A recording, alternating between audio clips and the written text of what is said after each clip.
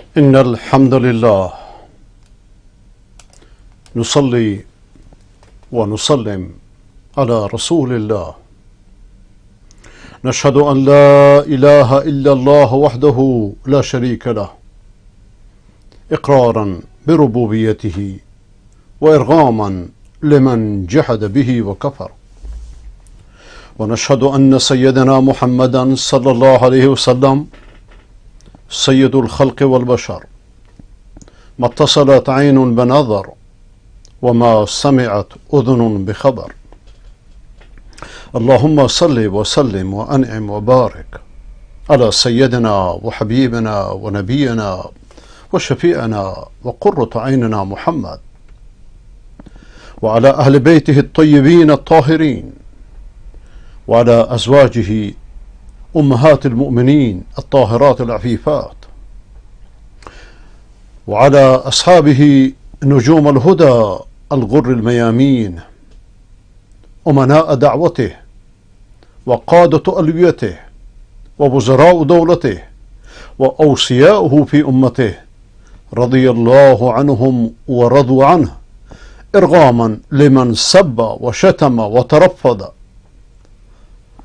اللهم عليك بالرافضة السبابين الشتامين بقيادة خامنئي وعوانه وأنصاره، عليك بهم جميعا، شتت شملهم، مزق جمعهم، أزل دولهم، واجعلهم أحاديث، ومزقهم شر تمزيق، وأرنا فيهم عجائب قدرتك.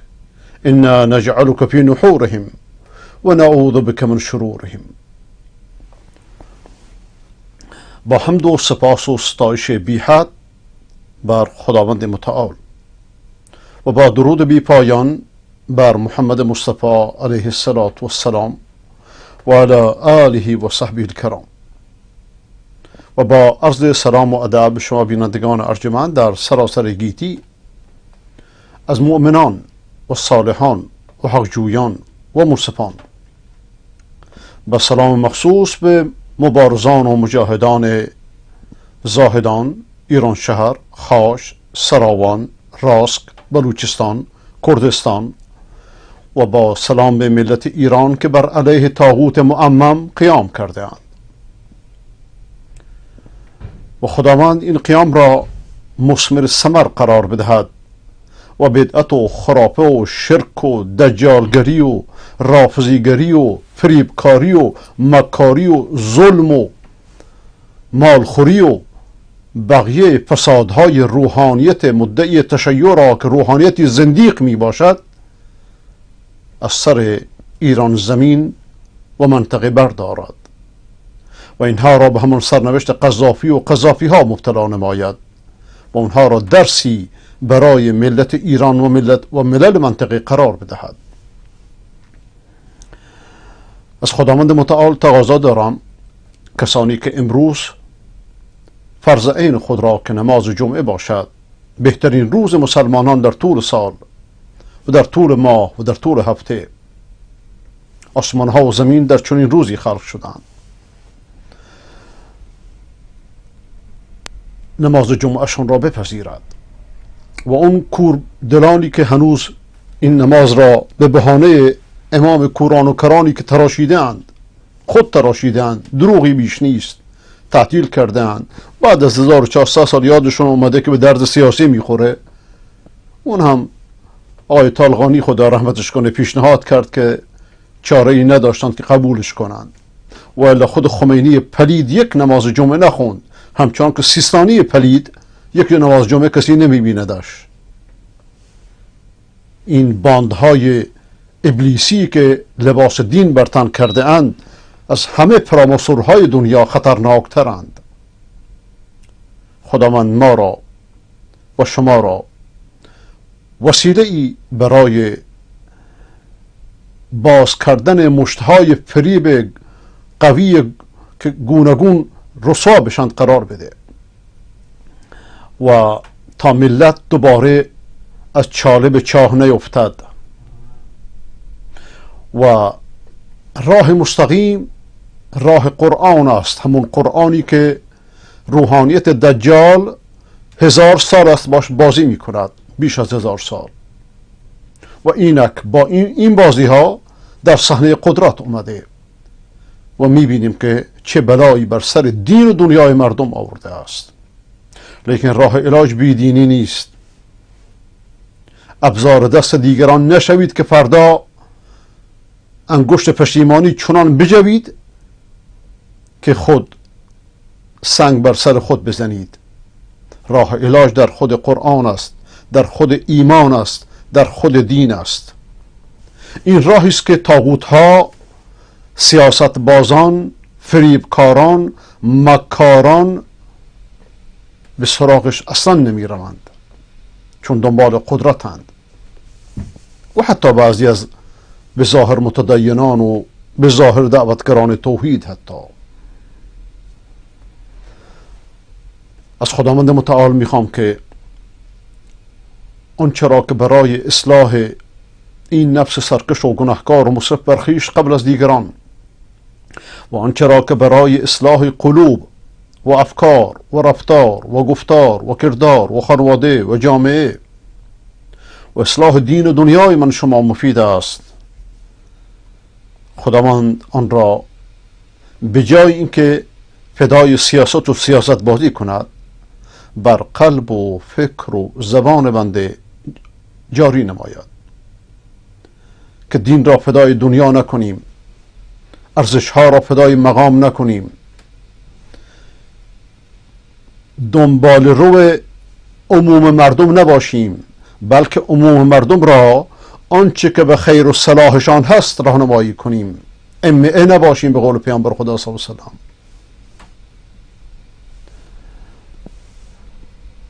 از خداوند متعال تقاضا دارم که این خیزش با برکت را در بلوچستان و در کردستان و در سراسر ایران برکت دهد که مردم به حقوق حقه خود برسند.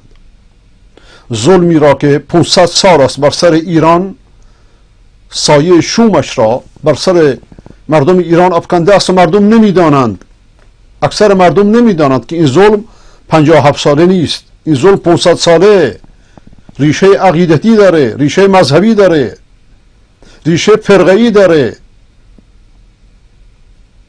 این ظلم را خداوند با نور قرآن و فهم قرآن و تاریخ درست از سر مردم ما بردارد و به این خیزش برکت دهد.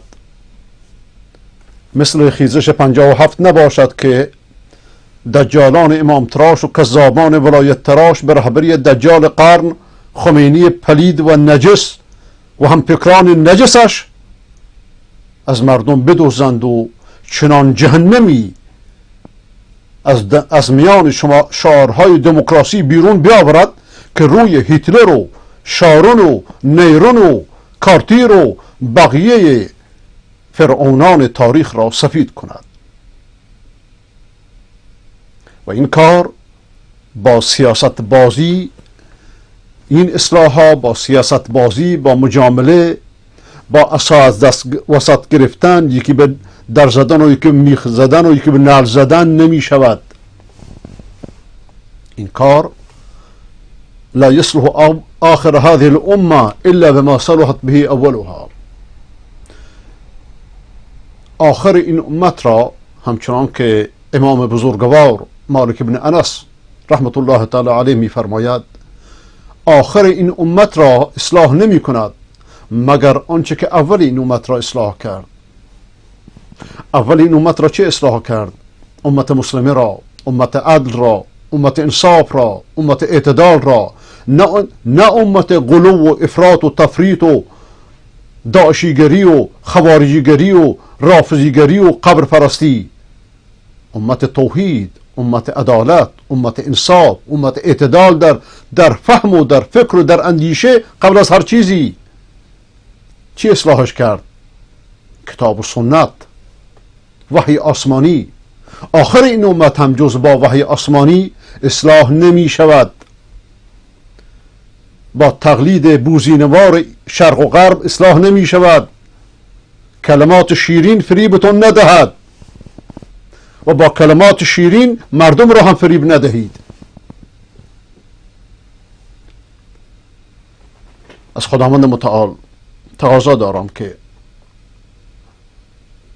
به ما و شما توفیق دهد که به سراغ قرآن برویم تا با فهم قرآن علاج مشکلات دینی و دنیوی خود را، مادی و معنوی خود را بیابیم. در شرح بهترین سخن که سخن خداوند باشد رسیدیم به آیه مبارکه دهم از سوره شریفه ابراهیم علیه ولا نبینا الصلاة والسلام. تلاوتش را بشنویم، بعد از اون ترجمه شعری و تفسیرش را که امروز جلسه دوم را روی این آیه مبارکه میگذرانیم.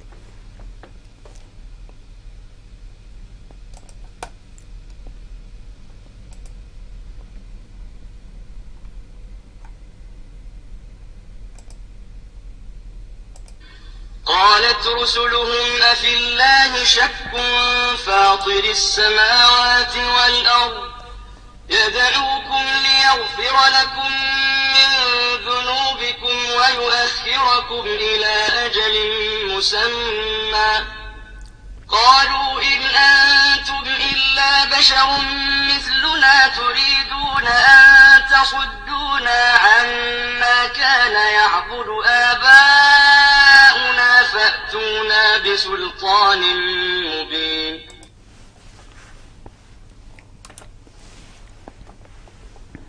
رسولان بگفتند آیا شما خداوند رسول فرستاده، قاصد فرستاده، امام نفرستاده؟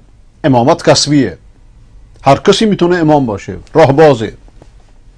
وجعلنا للمتقین اماما، خداوند به من شما میآموزد،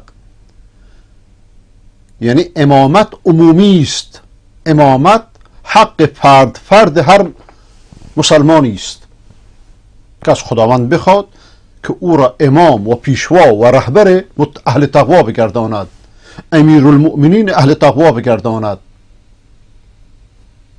ببینید چنین حق عظیمی را چطوری دروغگویان، کذابان، دجالان روحانیت شاگرد کلیسا و کنیست و آتشکده به 12 نفر محدودش کردند، حق امت را به 12 نفر دادند، بعد این 12 نفر رو جای خدا نشوندند، 14 تا خدا درست کردند که 14 از 14 تا براشون 12 تا بیشتر سرکار داره.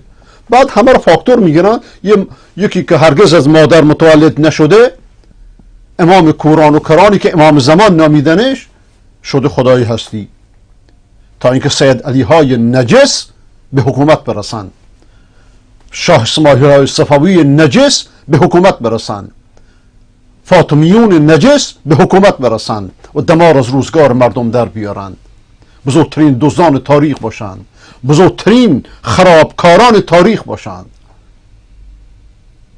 چون منافق راه علاج ندارد. ولذا ان المنافقین فی الدرک الاسفل من النار. کافر شما میدونید باش چطوری رفتار کنید، لیکن منافق نه، هر چی میگه بله سر چشم. ما تازه شما اسلام چنان به سر چشم میگه که اسلام شما اسلام درستی نیست، اسلام برتر آقای دوزی مثل آقای خامنه‌ای که شیشه که خون مردم را شیشه کرده است، این اسلام برتر داره و تمدن اسلامی میخواد. با این کلمات مردم رو میفریبند و اسلام رو بدنام میکنند. رسولان بگفتند آیا شما نمایید شکی به یکتا خدا؟ رسولان برای چی میخوان مردمو؟ که خامنه‌ای رو بلند فقیه بکنن، شاه اسماعیل صفوی رو مرشد کامل بکنن، خمینی نجس هندو را نایب امام قرار بدن و بعد امام قرارش بدن؟ نه خیر، بلکه رسولان اومدن تا جلو این دجالان را و این دجالگری ها را بگیرند.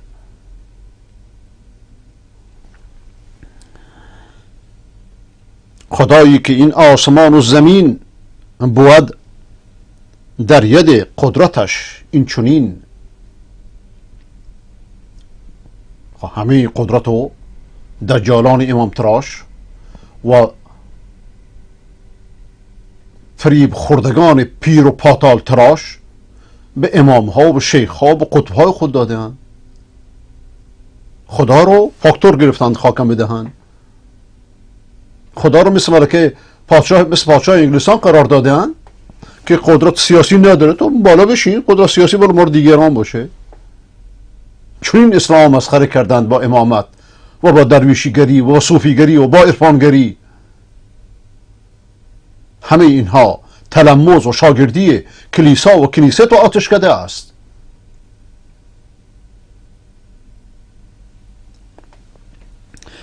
خدایی که این آسمان و زمین بود در ید قدرتش، این چنین شما را خداوند بر مغفرت کند دعوت و بخشش و مرحمت. خداوند رسول میفرسته به این خاطر که شما را مغفرت کنه، ببخشدتون، از گناهانتون درگذره، راهو از چاه به شما نشون بده. ز تعجیل اندر عقوبت خدا، بخواهد شما را نماید رها. چو پیک اجل ناگهان در رسد، دیگر مهلت مردمان سر رسد. خداوند عاقبت ما و شما را بخیر کند. ولی باز دادند آن کافران، چون این پاسخی را به پیغمبران. شما را ندانیم زین بیشتر، که هستید چون ما شما هم بشر. جواب مشرکان امام تراش امروز از جواب کافران خیلی بدتره. پلیدانی که از ایران صدا بلند میکنند که قرآن بدون علی قرآن نیست، خدا بدون علی خدا نیست، این نعره شرک آلود از جواب کافران 1000 برابر بدتره، چون نام اسلام داره.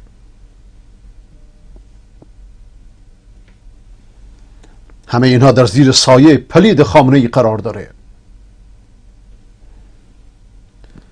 شما را ندانیم زین بیشتر، که هستید چون ما شما هم بشر. نمایی دعوای پیغمبری، که گردیم از دین قبلی بری. از آنچه نیاکان ما پیش از این، پرستش نمودند روی زمین. قوم پرستی، باستان پرستی، تاریخ پرستی، این فلسفه ملیگرایانه، به اصطلاح فلسفه فکریشون رو عرض میکنم. پانیرانیست ها، کوروش پرستان، اونهایی که در زمان شاه ایدئولوگ دولت بودند، از علی دشتی فراماسونر گرفته تا شجاع الدین شفای فراماسونر که هر دو آخوند بودند، هر دو فراماسون شدند که وارثشون مشیری و امثال مشیری ها باشه که نوریزاده براشون کف بزنه بعد از یک عمر بدبخت.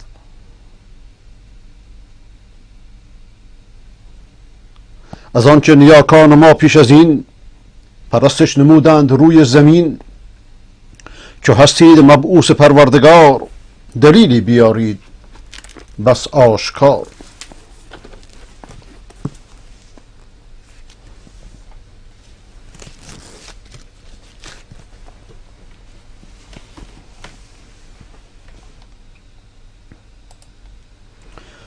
قالت رسلهم افی الله شک فاطر السماوات والارض. پیامبران به چه استدلال میکنن؟ استدلال کلامی میکنن، استدلال معتزلیان میکنن، یونانی زده های سابق و غرب زده های امروز. این فرق روش و منهج اهل سنت و جماعت، اهل حدیث، اهل توحید، اهل سنت و جماعت عموما با کلامیانه، چه کلامیان معتزله چه کلامیان داخل اهل سنت که با روش معتزله از قرآن و سنت دفاع میکنن، که روش نادرستی است، ماتریدیه و اشعریه. لیکن پیامبران فوراً استدلال فطری میکنند. آیا شما به خالق آسمان ها و زمین شک میکنید؟ این زمین و آسمان در جلوی شماست.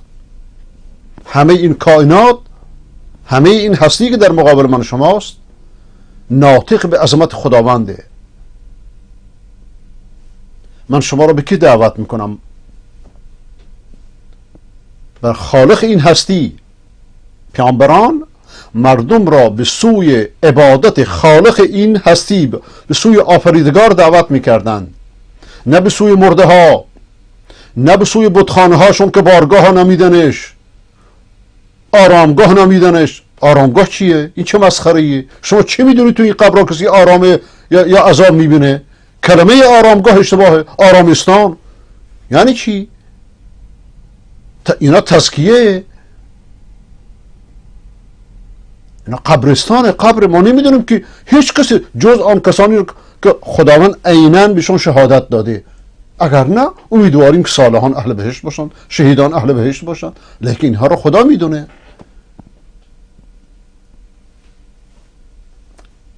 شما رو رسولان به که میخونن؟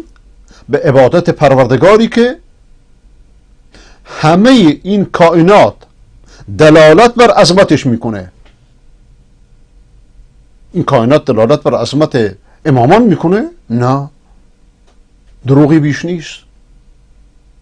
امامانی که مدیران این هستی هستند همه چرتیات، اینا همش کشکولوژیه.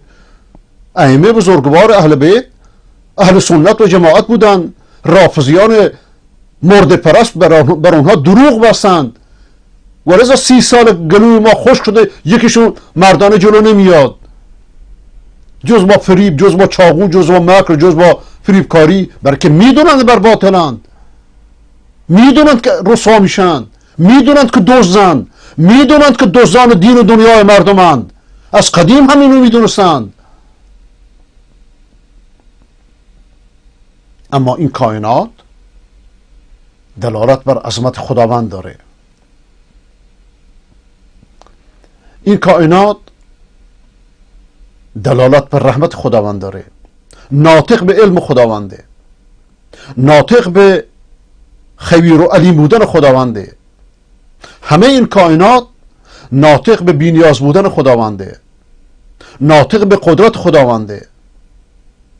هر جاشو دست بزنید آدم میرسه بهش. برگ درختان سبز در نظر هوشیار، هر ورقش دفتری است معرفت کردگار. ملحدانی چون مشیری و غیر مشیری نمیفهمند به خودشون مربوطه. دجالانی چون خمینی و خامنه‌ای و سیستانی و خویی و شریعت مداری و بقیه دجالان ولایت تراش که این قدرت ها را به امام ها و بزرگانی که بارگاه ها به نامشون درست کردن، دلیل بر اینها نیست، بلکه قبرهاشون دلیل بر ضعفشونه. کسی که چون این قدرتی داشته باشه که زیر خاک دفن نمیشه. اما این کائنات، دانشمندان فضاشناس میگن که در فضای خارجی یه حفره‌ای وجود داره. اینو اخیراً کشف کردن، حدود اواخر قرن 20، حدود سال 1985. حفره‌ای در فضای خارجی وجود داره، بلکه حفره‌هایی که چنان فشار درش قویه که اگر کره زمین، کل کره زمین در این حفره‌ها داخل بشه، حجمش به اندازه حجم تخم مرغ میشه و وزنش همین وزن کره زمین. شما تصور کنید که کره زمین وزنش چقدره؟ کره زمین وزنش 10,000 میلیون میلیون میلیون تنه.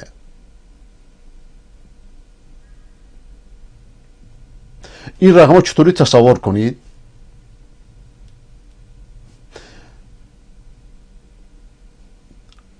یک رقم 10 که 28 تا صفر داشته باشه.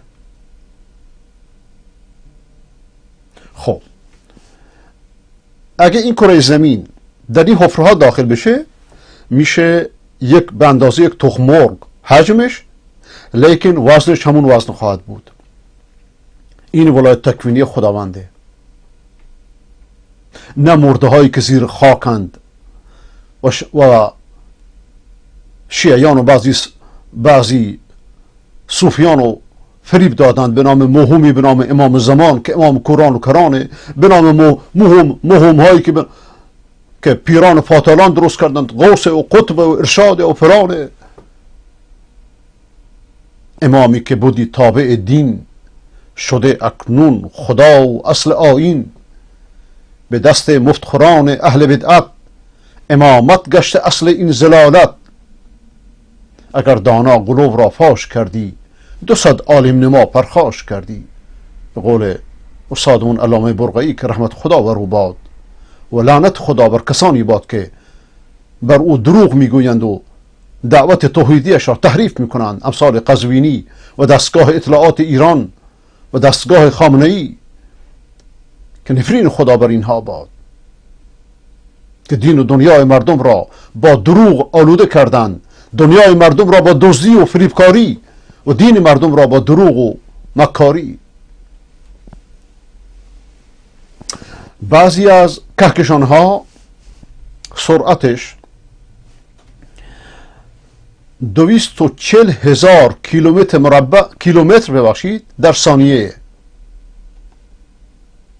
سرعتش نزدیک سرعت نوره. بعضی از کهکشان ها که اخیراً کشف شده، بعدش از من و شما در کره زمین 18,000 میلیون سال نوریه. 18,000 میلیون سال نوری. با وجودی که ماه بعدش از من و شما 1 ثانیه نوریه. 1 ثانیه نوری. خورشید 8 دقیقه نوری. مجموعه شمسی 13 ساعت نوری. کهکشان راه شیری طولش 150,000 سال نوریه. سیاره قطب 4,000 سال نوری از ما دوره. این کهکشان 18,000 میلیون سال نوری از ما دوره. آیا این کائنات ناطق به عظمت خالقش نیست؟ ناطق به وجودش نیست؟ ناطق بر این نیست که ولایت مطلقه از آن خداونده، نه از دجالی مثل خمینی و خامنه‌ای و شاه اسماعیل صفوی و بقیه دجالان امام تراش و کذابان ولایت تراش؟ چنین ولایت و قدرتی را امام تراشان و قالیان دجال عوام فریب و پیرپرست و پاتال پرست در لباس تصوف و عرفان و اینها در لباس تشیع به مردهایی میدهند که قرنهاست از دنیا رفتند و خود هیچی از دنیا خبر ندارند، مثل بقیه مردگان، بلکه بر خودشون قدرتی ندارند. موشی بالا قبرشون بذارید، گربه‌ای بالا قبرشون بذارید، نمیتونن دور کنن. آقا روده فلانی رو شفا داد، گرده فلانی، همش کشکولوژیه، همش شرکولوژیه، همش دروغه، همش سحر و دجالگریه. این قدرت خداونده. این ولایت خداوند و فریب خوردگان و دجالان به که میدهند؟ به بشر.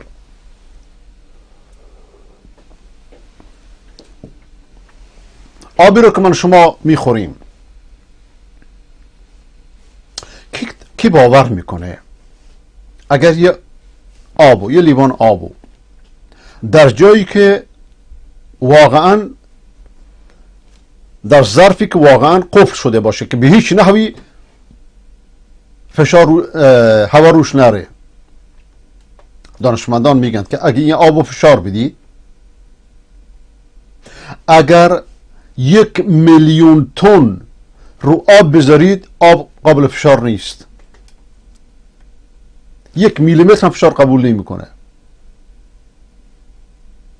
چون این نیروی خداوند به آب داده. همین که ما شما نوش جانش میکنیم.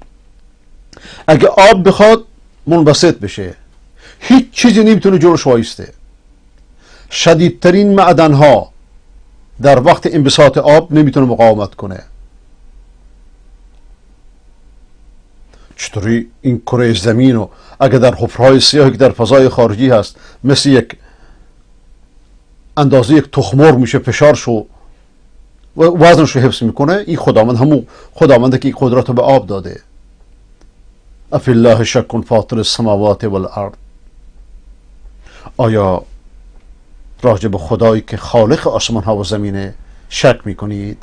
تردید میکنید؟ دجالگری میکنید؟ این قدرت رو به علی و آل علی میدید، به عیسی میدید، به مردگان میدید، به عزیر میدید، به پیر و پاتال و قلندر میدید و موحدان و یکتاپرستانی را که شما را به چنین راهی دعوت میکنند مثل گوسفند ذبح میکنید. ای خونخواران، ای مشرکان، ای خرافیان، ای دجالان، ای دکانداران، ای فریبکاران،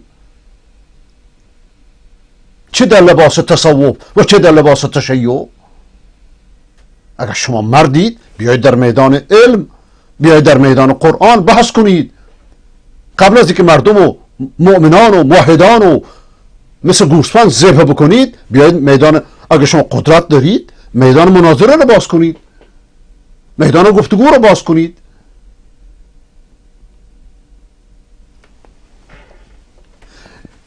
این گوسفندی رو که من شما نوش جان میکنیم، میخوریم، گوشتش رو میخوریم، کی بر این فطرت گذاشته؟ چقدر دوست داشتنیه، چقدر سلجوه، ازش نمیترسیم، مثل یک عقرب نیست. تسخیر من شماست. خداوند اینطوری خلقش کرده. آیا خداوند اینجوری خلقش نکرده؟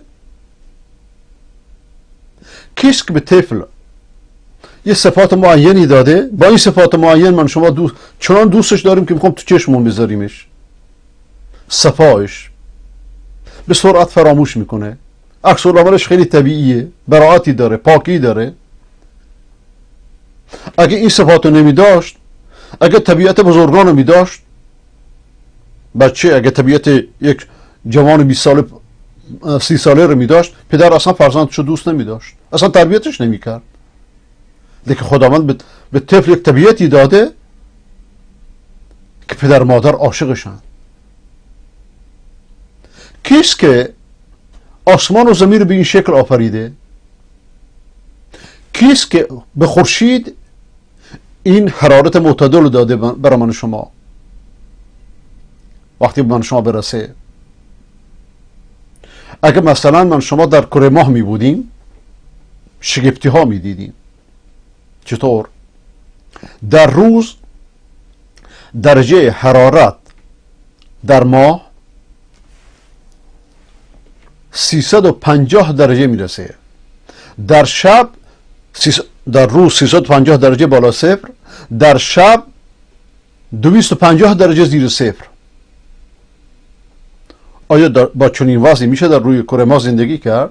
محاله. کیست که زمین رو اینطوری به شکل گهواره آفریده؟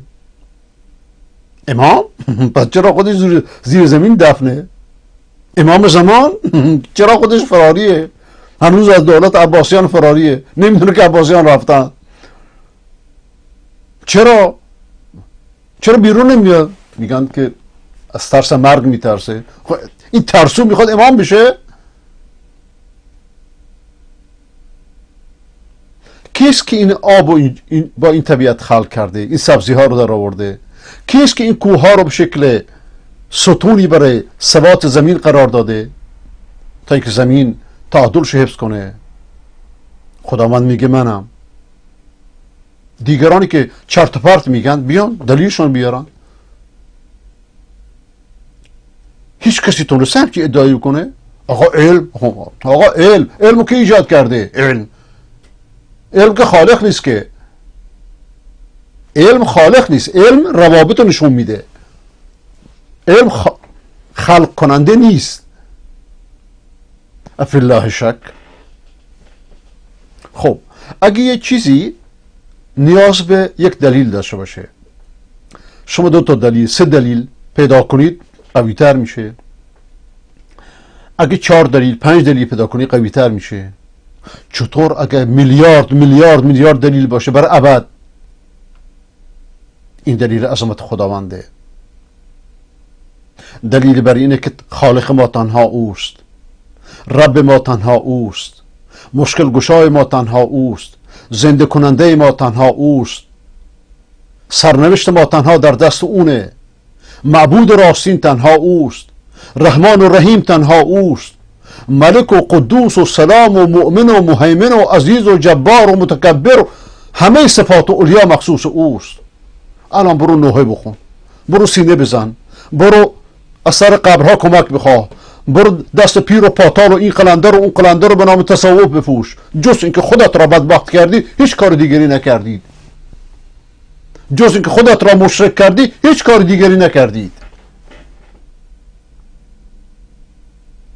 افی الله شک فاطر السماوات والارض یدعوکم لیغفر لکم. چون خدای قوی، چون خدای قدرتمندی که این کائنات با این عظمتش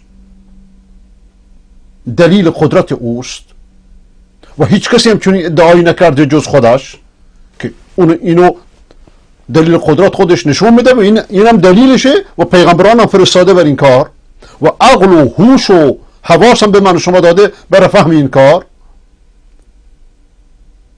یدعوکم لیغفر لکم، شما را برای مغفرت میکنه که او را عبادت کنید تا شما را ببخشه، تا به سعادت برسید. چرا شما را به سوی خودش میخونه؟ نمیذاره که امام بپرستید، عیسی بپرستید، قبر بپرستید، پیر بپرستید، پاتال بپرستید، بت بپرستید، بتخانه ها درست کنید. شما چه چیزی پیش او دارید؟ به ملک چیزی اضافه میکنید؟ هیچ. بلکه فقط برای اینکه شما رو به سعادت برسونه، راه سعادت رو به شما نشون میده. بلکه از امراض فکریتون و از امراض روحیتون شفاتون بده، تا شما را پاک کنه. از چی؟ از گناهان خودتون، تا اینکه در دنیا و آخرت شما را به سعادت برسونه. تا اینکه در دنیا و آخرت به سعادت برسید، او را بشناسید تا از فضلش برخوردار باشید. چرا شما رو به سوی عبادت خودش میخونه؟ نمیذاره علی پرست باشید، نمیذاره بگی یا علی یا حسن یا حسین، برای که اونا خود نمیگفتند یا خودم. یک. ثانیاً اونا کاری نیستن، در مقابل خداوند پیغمبران کاری نیستن که بزرگترین افراد بشرند، حبیب حقند و سرور خلق. چرا شما رو به سوی عبادت خودش میخونه؟ یا ایها الذین آمنوا استجیبوا لله وللرسول اذا دعاکم لما یحییکم. ای مؤمنان، ای کسانی که با خداوند قرارداد ایمانی بستید،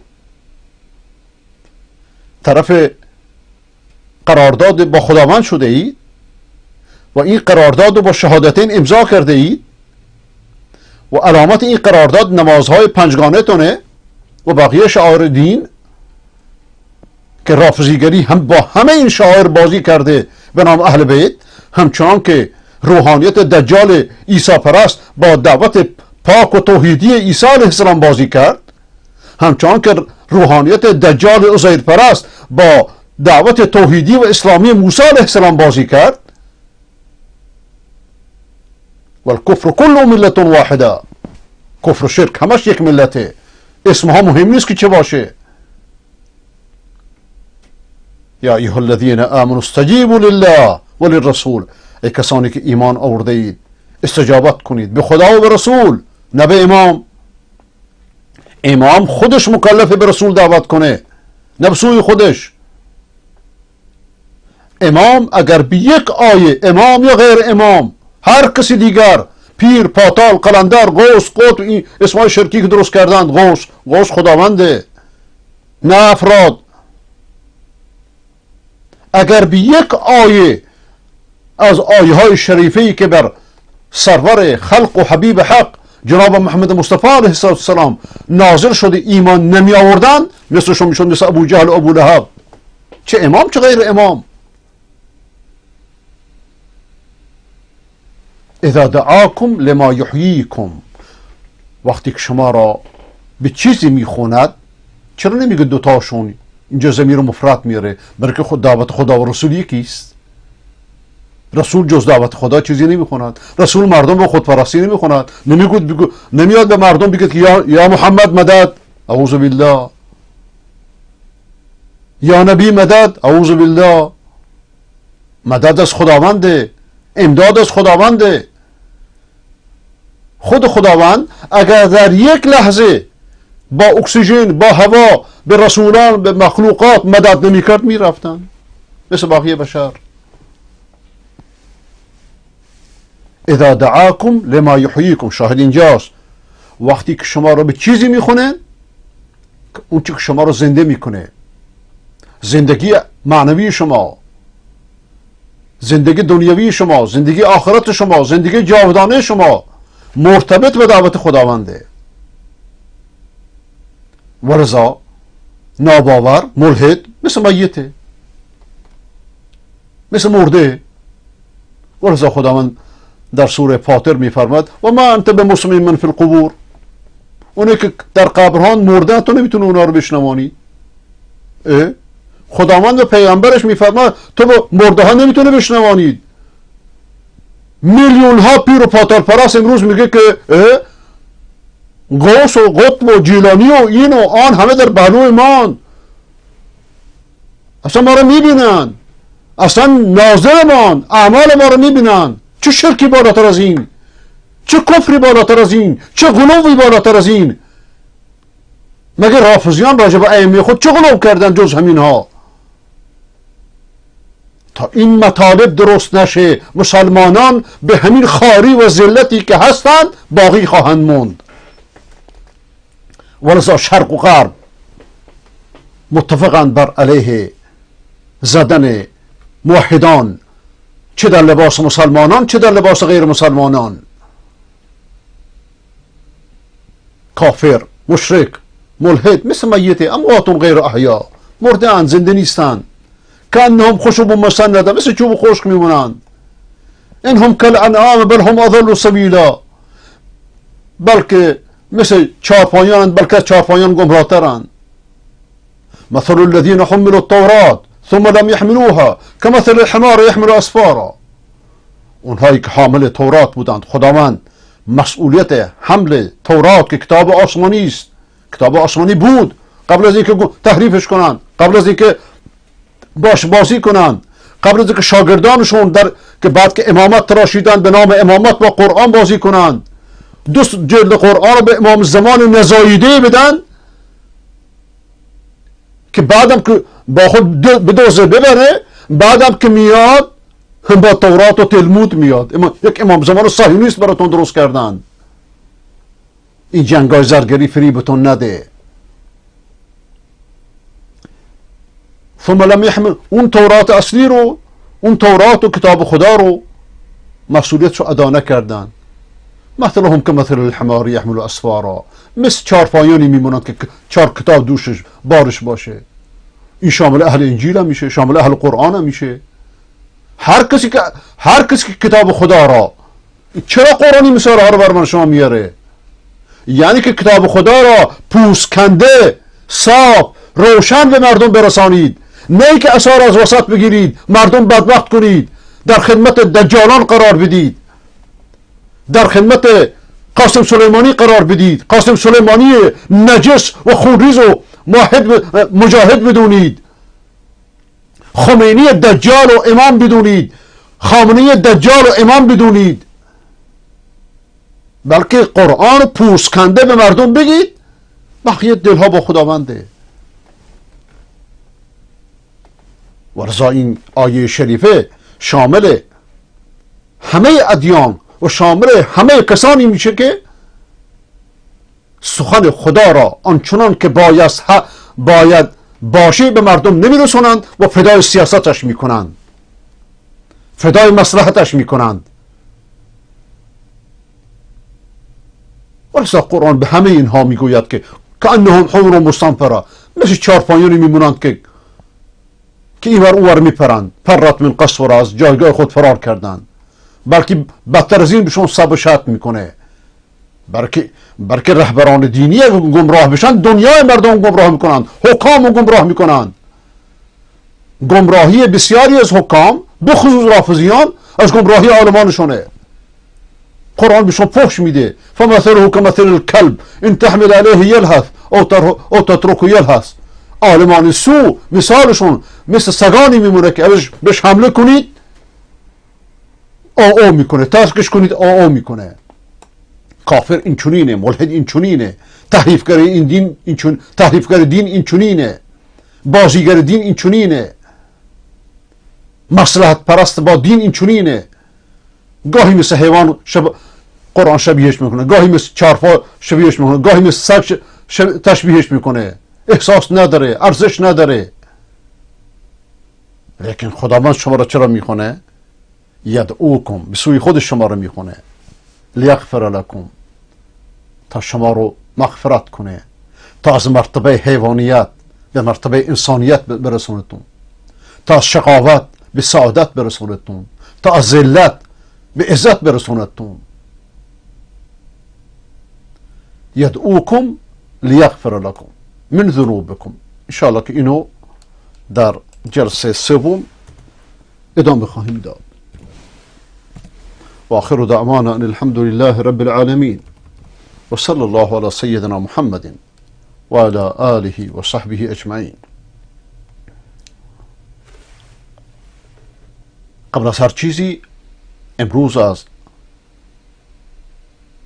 قیام ملت بلوچ در زاهدان، در ایران شهر، در خاش، در راسک و همه شهرهای بلوچستان، در سراوان و چابهار هم تشکر و هم با سبب افتخار ماست که امروز شما الگوی شدید با اندک قیامی برای همه جهان. همه شهرهای ایران هر جا هست، وقتی که خود قیام کردید اسم شماها بر سر زبان هاست و بقیه ملت متحدید، دچار تفرقه نیستید، نباشید. دست رژیمو بستید وقتی که یک شعار تفرقه افکانانه داده نشد، یک شعار جدایی طلبی داده نشد. خداوند به خیزشتون برکت دهد و این خیزش رو بنده به قهرمان جوان بلوچستان مولانا نقشبندی عبدالغفار، هم خودش و هم پدر بزرگوارش که اون راز سرپوشیده را که طفل بلوچی را که یک درنده رافضی بهش تجاوز کرده بود فاش کرد و این بر غیرت ملت بلوچ خورد و همه جا قیام کردند. و خداوند به مولانا عبدالحمید هم خیر بده که بعد از 40 سال راهش رو جدا کرد. الان که راهش رو جدا کرد میتونه با زبان بهتری نصیحت کنه. با نصیحتی که میکنه در همه تلویزیون ها پخش میشه. عالم با موضع گیری هایشه، نه با حرف هاش. وقتی انسان موضع گیری درست که میکنه خداوند به موضع گیریش برکت میده و شاید این موضع گیری ها گناهان 40 ساله را در تایید رژیم پاک کنه. خداوند توبه پذیره، هم از ایشون و هم از دیگران. و خداوند هم ایشون را و هم بقیه علمای بلوچستان را از شر و گزند درندگان ولایت و چرندگان امامت حفظ کند و به همه کسانی که با این رژیم پلید بودند توبه نصوح و صریح و روشن با موضع‌گیری هایشون نصیب بفرماید. مرگ یک بار بیشتر به سراغ انسان نمیاد. اگر یادتون باشه در سال 72 در همون اتاقی که ما و شما بودیم تیر از آسمان و زمین می اومد، یک نفر کشته نشد. مرگ زین دست خداونده، دست بشر نیست. اگر مرگ و بشر دست بشر می بود، آیت الله برقی که زبانی داشت مثل زبان ابن حزم، من قلمش رو شمشیر حجاج می نامیدم بلا تشبیه و زبانش رو زبان ابن حزم رحمت الله تعالی علیه. شاه مرد، ایشون در زندان شاه هم بود و ایشون زنده بود. خمینی سقط شد، ایشون در زمان خمینی بسیار زجر کشید و زندانی شد، با وجود همکلاس خمینی پلید بود، هم دورهش بود و از دیدار باش لرزه داشت، می ترسید، چون خمینی اهل منطق نبود، اهل دجالگری بود، مثل خامنه ای، مثل بقیه روحانیت دجال مدعی تشیع.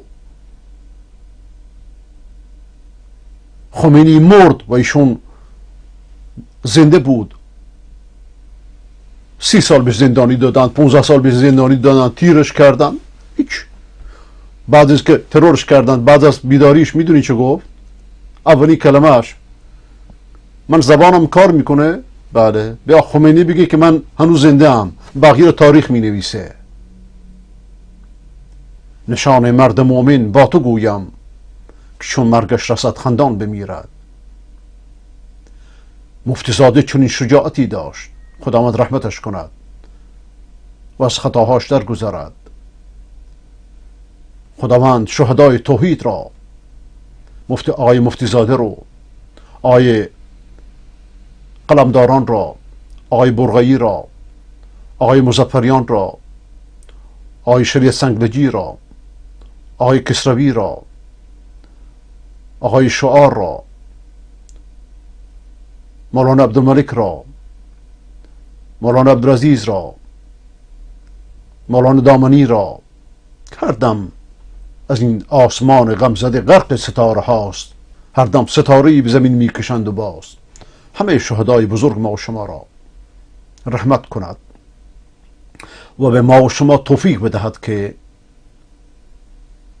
شعارهای بلوچستان همچنان اسلامی بماند در ضمن ایران.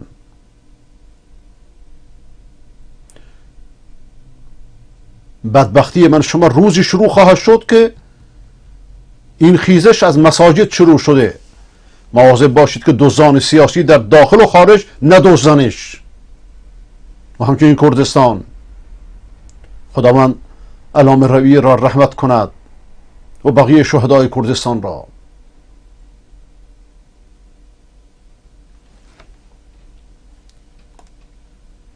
بریم سراغ کلیپاتون.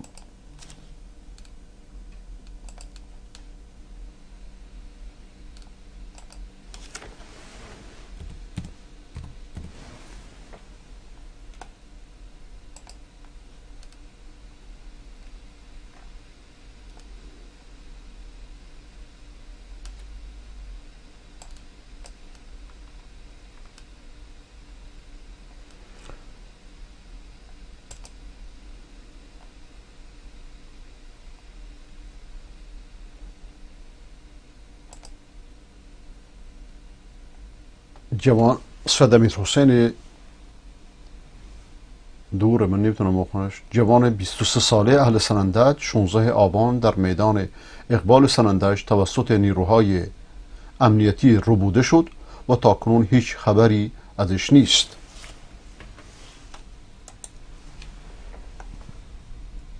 لطفاً خبر رسانی کنید. بله، دولتیه که ملت خودشو از سر خیابان ها میربایه. این دولت خبیثی بود، این رژیم خبیثی بود که میخواست عدل علوی بیاره. به نام عدل علوی همه ملت رو فریفت.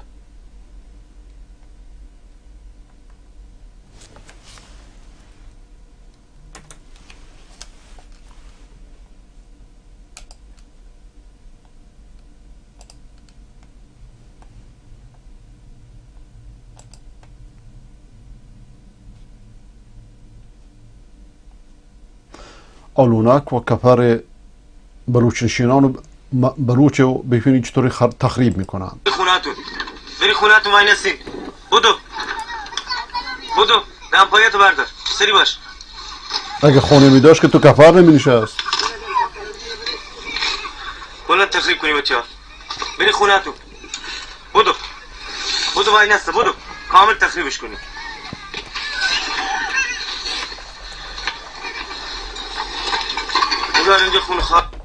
خداوند خونه هاتون را خراب کند، همچنان که خونه های بلوچ های بیچاره را خراب میکنید. خداوند خانه خمینی و خامنه‌ای را خراب کند. بخش یک ویدیو رسواگرانه از دروغ‌های خامنه‌ای توسط استادش در مشهد.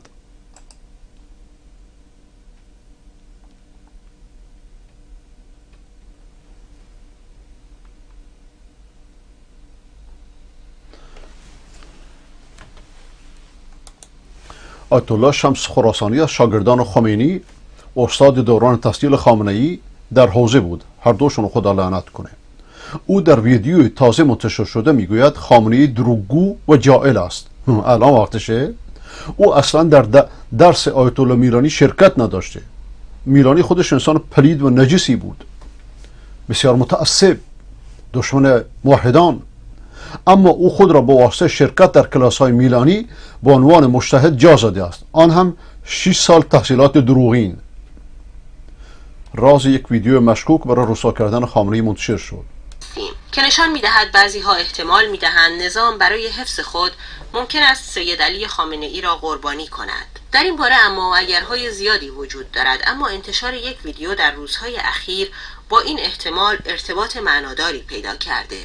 این ویدیو متعلق است به آخوندی با عنوان آیت الله سید حسین شمس خراسانی که مدتی استاد سید علی خامنه‌ای در حوزه علمیه مشهد بوده. شمس خراسانی در سال 1398 فوت کرده و این ویدیو در زمان حیات او ضبط شده. فردی که با او صحبت می کند به او اطمینان می دهد که حرفهایش پخش نخواهد شد مگر عند الضروره، به معنای در هنگام ضرورت و نیاز. الرحمن الرحیم. در نظر حضرت آیت الله شمس خراسانی هستیم. این فیلمی که داره ضبط میشه قرار نیست به هیچ وجه پخش بشه، به عنوان یک سند تاریخی قرار هست ازش استفاده بشه، مثل بسیاری از اسناد تاریخی که بزرگان گذشته از خودشون به جای گذاشتن. از جمله این اسناد میتوان به اون فیلمی اشاره کرد که در مجلس خبرگان رهبری بعد از ارتحال امام پخش شد و یعنی پخش نشد، ضبط شد، اما قریب به 30 سال بعد عند ضروره پخش شد. آنچه که امروز داره با آیت الله شمس خراسانی مطرح میشه و ایشون نظرات خودشون رو بدون پرده مطرح میفرمایند پیرامون دو موضوع، یکی بحث رهبری و دوم مسائل خانوادگی است که طی این 2.5 سال به ایشون گذشته. اینها قرار نیست پخش بشه و در معرض عموم قرار بگیره الا با اجازه خودشون عند ضروره، و یا اینکه در آینده ها اگر ضرورتی اقتضا کرد این موارد مورد اشاره قرار بگیره. این ویدیو در زمان حیات شمس خراسانی منتشر نشد، اما حالا در میانه اعتراضات مردم و آغاز یک انقلاب ملی عده‌ای تصمیم به انتشار آن گرفتند. این ویدیو به صراحت چند افشاگری بسیار مهم درباره سید علی خامنه‌ای دارد. شمس خراسانی میگوید برخلاف ادعای خامنه‌ای و روایت رسمی از زندگی او که میگوید 6 سال شاگرد آیت الله میلانی در مشهد بوده، چنین نیست و شمس خراسانی که 20 سال شاگرد میلانی بوده سید علی خامنه‌ای را هرگز آنجا ندیده. به عبارت دیگر استاد سید علی خامنه‌ای فاش میکند که او درباره 6 سال از زندگیش حداقل دروغ گفته. پس بنابراین شما قاعدتا به دلیل حضور منتظرین که یکی از 3 شاگرد مبرز مرحوم آقای میلانی بوده، قاعدتا افرادی رو که در این 20 ساله در درس ایشون آمدن و رفتن رو میشناسید، میدونید کی بوده و کی نبوده در درس ایشون. تو تحقیق من بزنم ولیکن من بله احراز نکردم ایشون رو، حضور ایشون رو احراز نکردم که یعنی ایشون رو یادتون نمیاد که در درس آقای میلانی شرکت کرده بودن، در حالی که ایشون اشاره داره که الان دقیقا عرض میکنم خدمت شما، من به مستندم عرض بکنم، در سایت ایشون نوشته شده که ایشون در سال 1334 یک بار میگه من درس آقای میلانی رفتم 1 سال، و در جای دیگه هم که میگه برگشته به مشهد از سال 1343 تا 49، یعنی 6 سال.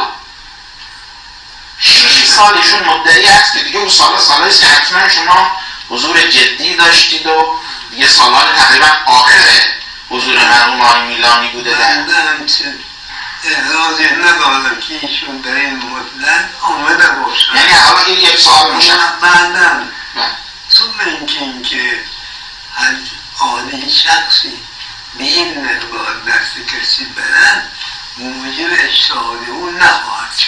احسن. یعنی بیشترین مقداری که ایشون ادعا میکنه رفته و همین رو مایه قوت خودش میدونه که مثلا مجتهده در زای میلانی بود. نه اولا گفتم من احرازی مقدار آمدن ایشون را نکردم و دوم اینکه این مقدار کافی از برای اجتهاد نیست.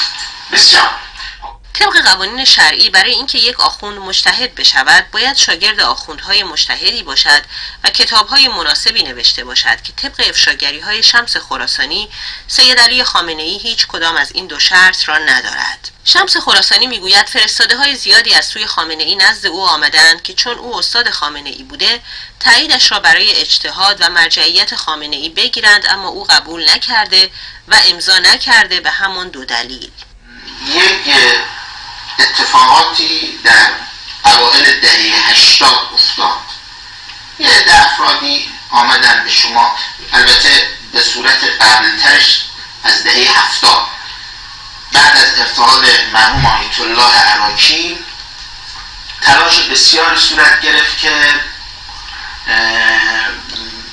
تعدادی بعد از ایشون به عنوان مرجع تقلید معرفی بشن که خب جامعه مدرسین حوزه علمی قم و عرض به خدمت شما که جامعه روحانیت مبارزه تهران افرادی رو معرفی کردن. یه تعدادی از لشکر 17 علی ابن ابی طالب رفتن تحصن کردن جلوی جامعه مدرسین و خواستار این شدن که در میان مراجع نام آقای خامنه‌ای هم ذکر بشه. همون ایام یک بنده خدایی به نام آقای ماندگاری و تعدادی از طلبه های دیگه رفتن و مراجعه کردن به برخی از افراد و علما تاییدیه هایی رو گرفتن.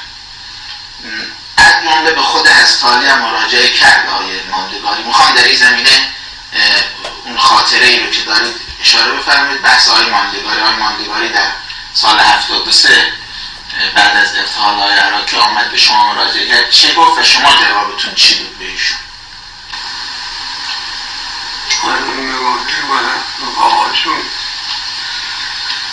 از من خواستم که من امضا کنم مرجعیت ایشون را، آقای خامنه‌ای را، مرجعیت خامنه‌ای را.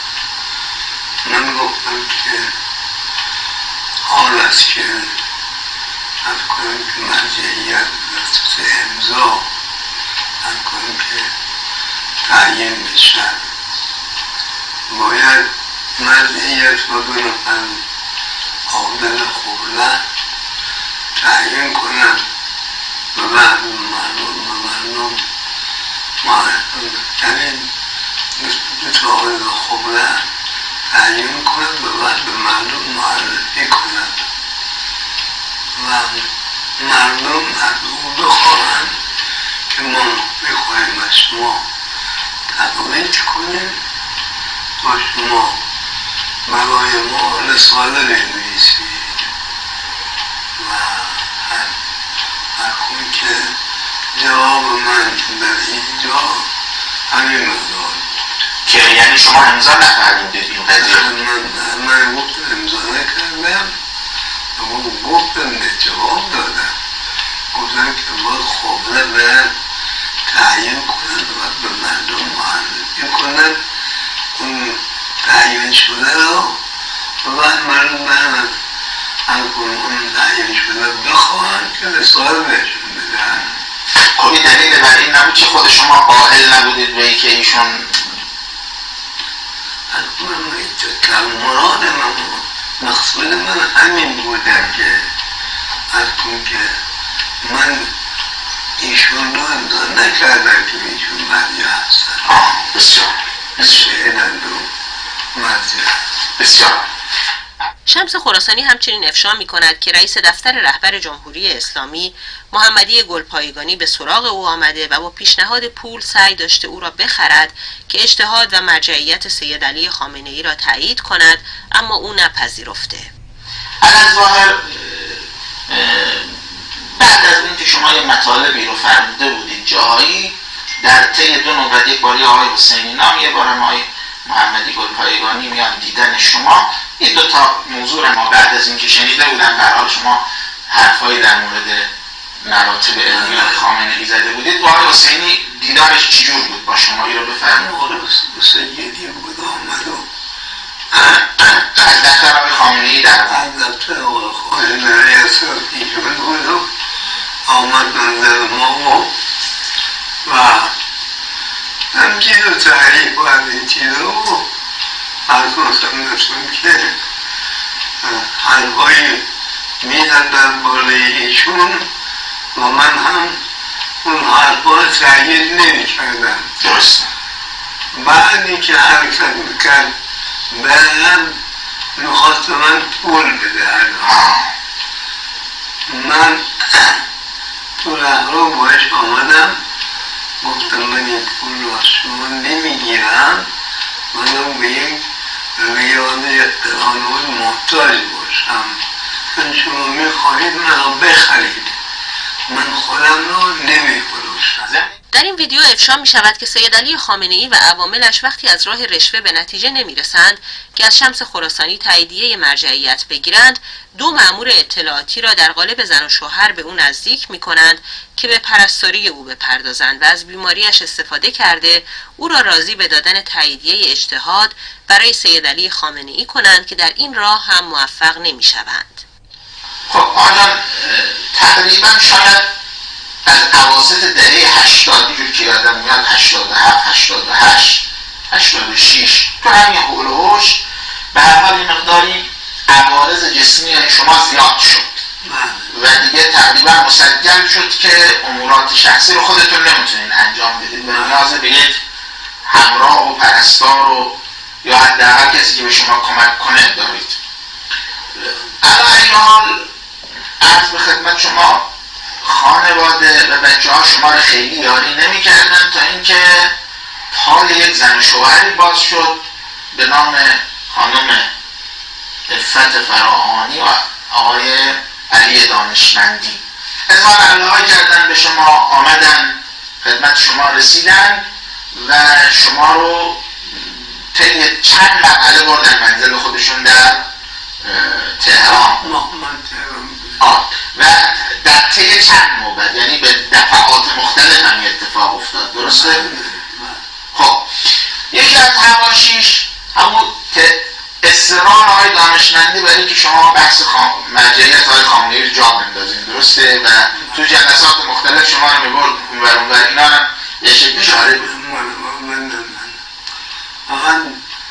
نه هرچی واقع بوده، من چون اینا شنیده هاست دارم عرض میکنم، میخوام واقعیت شما بفرمایید چیه؟ از من سوال کردن که هر کنم که امروز اعلم کیه یا مثلا شهد کیه و من نه به درس این آقایون رفتم و نه اینکه کتاب استدلالی علمی ازشون دیدم که مطالعه کرده باشم. خب ایشون اصلا شاگرد خود شما بوده، چطور شما درس ایشون آقای چیز از همکارای سابق دواده ها بود دیگه، ولی دانشمندی و اینها اطلاعاتی بود دیگه، من نمیدونم. اطلاعاتی بود. گفته می شود سید حسین شمس خراسانی آخوندی است که به سادگی و صداقت شهرت داشته و از طرز صحبت او نیز پیداست که از رهبر جمهوری اسلامی و عواملش به شدت می ترسیده و دلیل سکوتش هم احتمالاً همین بوده. و در این ویدیو به دفعات ذکر می شود که حرفهایش بدون اجازهش منتشر نخواهد شد. حالا اما در این برهه زمانی که او دیگر در قید حیات نیست، این حرفها منتشر شده تا گفته شود استاد سید علی خامنه ای نه تنها او را در حد مجتهد و مرجع تقلید نمی دانسته، بلکه او را یک فرد دروغگو و شیاد معرفی می کرده که با روش‌هایی مانند تطمیع و رشوه و فریب ماموران اطلاعاتی به دنبال گرفتن تاییدیه برای خود بوده که خود را در چشم مذهبیون و هواداران حکومت مرجع تقلید و مجتهد واجد شرایط نشان دهد، در حالی که با قوانین حاکم بر حوزه‌های علمیه آخوندی او فاقد استانداردهای لازم برای این کار بوده. بر اساس حرفهای شمس خراسانی تمام آخوندهای حوزه‌های علمیه ایران که مرجعیت سید علی خامنه ای را تایید کرده اند دروغ گفتند، دروغی که یا با گرفتن پول بوده یا بهره‌مندی از برخی مزایا. ضمن اینکه از لحاظ شرعی رساله نوشتن او و تقلید کردن برخی مذهبیون معتقد هم از او صحیح نیست. این موضوع شاید برای بسیاری از مخالفان حکومت هیچ اهمیتی نداشته باشد، اما برای عده زیادی از حامیان حکومت بسیار مهم است. کسانی که بر اساس تبلیغات حکومت باور کردند که او یک مرجع تقلید است و به رساله او عمل می‌کنند. آیا امکان دارد انتشار حرف‌های شمس خراسانی در این مقطع زمانی این افراد را هدف قرار داده باشد؟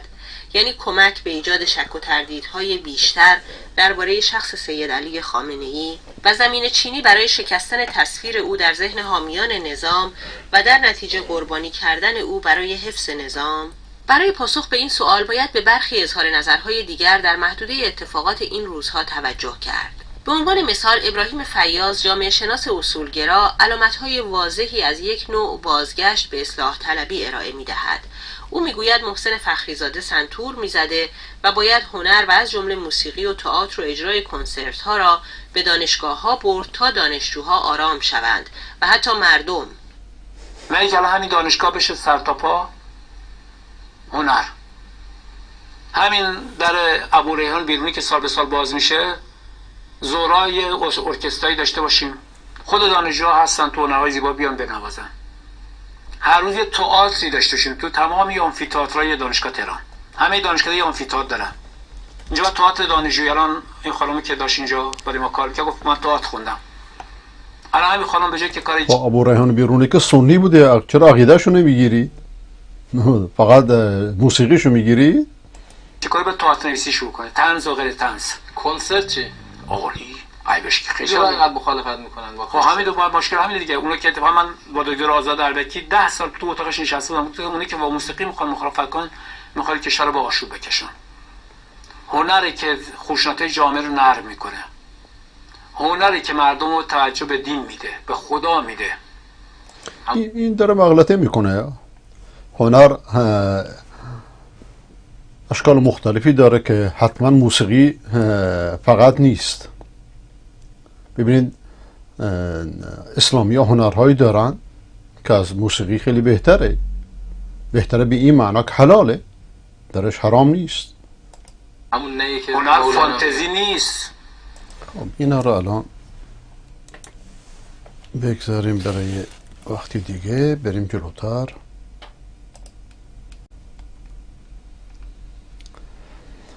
پیر سیف الشیطان مشهور به پیر سیف رحمان و پیروانش زنادقه مرتدین هستند. تمام علما فتوا دادند، علمای افغانستان و پاکستان و دیوبند، که سیفی ها پیر سیف الشیطان و پیروانش زنادقه مرتدند.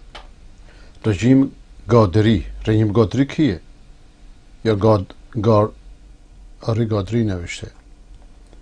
خلاصه حرفاش، این آقایی که حرف میزنه خلاصه حرفش همینه که اسلامی امارت که بعد خودشو هم کشتن.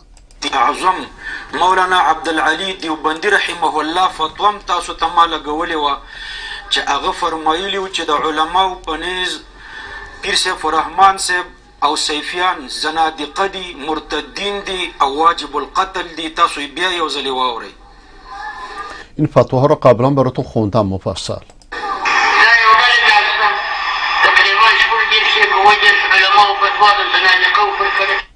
خب چون زبان پشتوه، زبان یار من ترکی و من ترکی، پشتو ببخشید و من پشتو نمیدونم،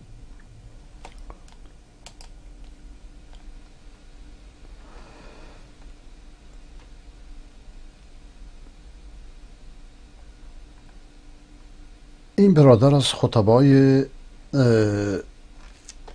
ببینیم کجاست،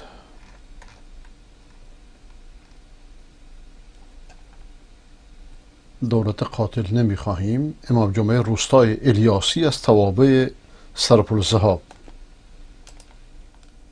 ئێمە دەوڵەتێکی زاڵم قاتڵ مناڵکوژ خوێنمش دەوڵەتێکە مەسئولینەکەی حکمی کوشتنی جوانەکانماندا نەمانگەرەکە. مەسئولینی ئێمە خوێنی جوانەکانی ئێمەیان حەڵاڵ کردیوە. لەکام لای شەڕعی ئیسلامە هاتیە، لەکوێ قانونی ئەساسی کشوەرە هاتیە کە جوانەکانی ئێمە لەبەر خاترەوەی کە تێت شعاری ئەدا بیکوژین، حکمی کوشتنی ئەدەین. ئەو مناڵەی کە لە مەهاباتە دایکی کوژریا، لەباری قەوڵی دایکیا چۆن ئەگریا؟ ناهوناڵەی ئەو مناڵە گریانی ئەو مناڵە تا عەرشی خۆی پەروەردگار چووە. چۆن تو ئەو مناڵەتە بێداوی کرد؟ چەند ساڵە دایکی ئەو مناڵە گەورەیەکا و دایکی نەماتەوە و کێ جوابی خوێنی دایکی ئەو مناڵە بداتۆ کێ جوابی خوێنی ئەم کە جوانوانە بداتۆ مەسئولینی قاتڵ وایە پێکرد مەسئولینی قاتڵ حکمی کوشتنی جوانەکانی ئێمەیدا بەسا لەناوی بازارەکانە دیرتانە چۆن هەن لە مناڵی مردم چۆن گولێبارانی مناڵی مردمەکەن ئەوە ئیداڵەتی عەلیە قەسەم بەخوا ئەگەر عەلی کوریاوی تاڵە بزن وایە ئەوە تا ئاخری مەسئولینی شەلاقەدا لەبەر خاتری ئەم وەزعەکەوە باریان هاوردیە مەسئولینی نابەکار و مەسئولینی خائن و مەسئولینی زاڵم ئەم وەزعیانەوە بەراوردیە وەزیر و ڕاو و شارزازی ناتوانین تەربیەت بکەیت کە بزانێت بە بێحجابی ئەکس نەخات و پەخشی نەکاتۆ کە بزانێت ژنەکەی بێحجابی بێ والله لایە لە مەسئولین ئەسڵەن خۆیان قبوڵ نییە ئەسڵەن پێغەمبەریان قبوڵ نییە درۆکەن و دەرەسان وزشی سەرباز و کادرەکانتانە دەن کە مناڵی خەڵک بکوژێ خداوند حفظش کنه و به کلماتش برکت بده.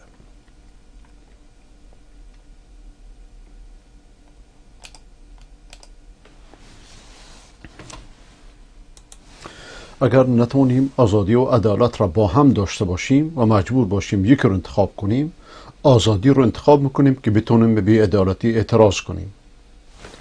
بله.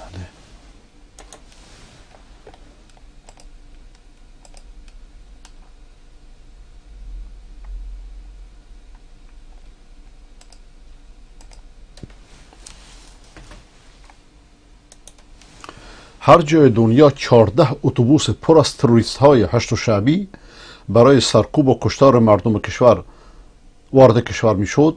نیروهای مسلح یک روزه تومار حکومت رو به هم می پیچیدند. اما تو ایران شما ارتشی ها مردم رو با یک مشت تروریست تنها گذاشتید. ارتشی ها شما پاسدار ملت هستید، نه یک رژیم جنایتکار. ارتش اخته شده همینه دیگه. این ارتشی است که اخته شده، با عصای ولایت اختش کردند.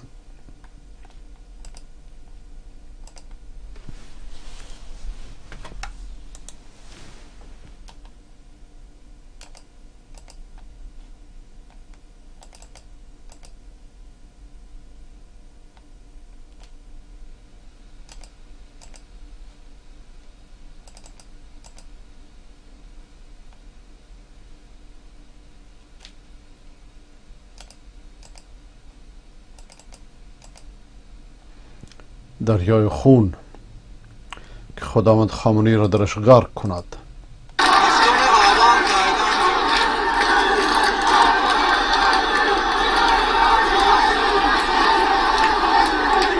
مردم زاهدان و بلوچستان با این تظاهرات احترام دنیا رو خریدید.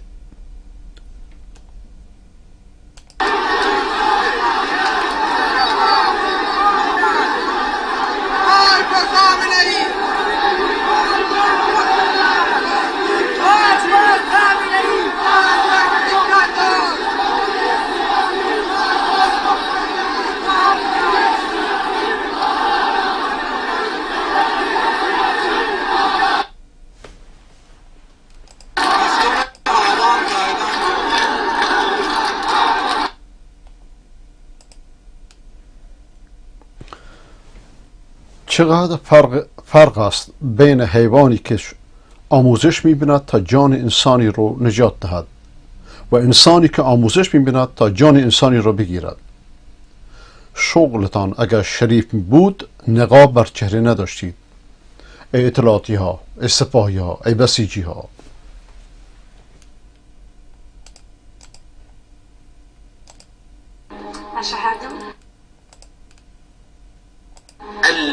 اینجا یک مدلیسته که مسلمان میشه.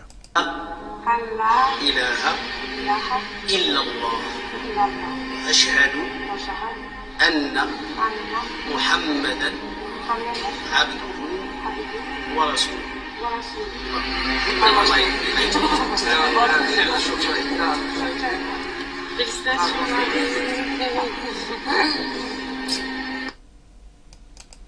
أشهد أن لا ای رهبری که راه بر خلق گشته ای، راهت بجز نشیب و خم و چال چوله نیست. اینو دیروز پخش کردم. خدا با آقای حالو خیر بده که چون این موضوع مردانه میگیره.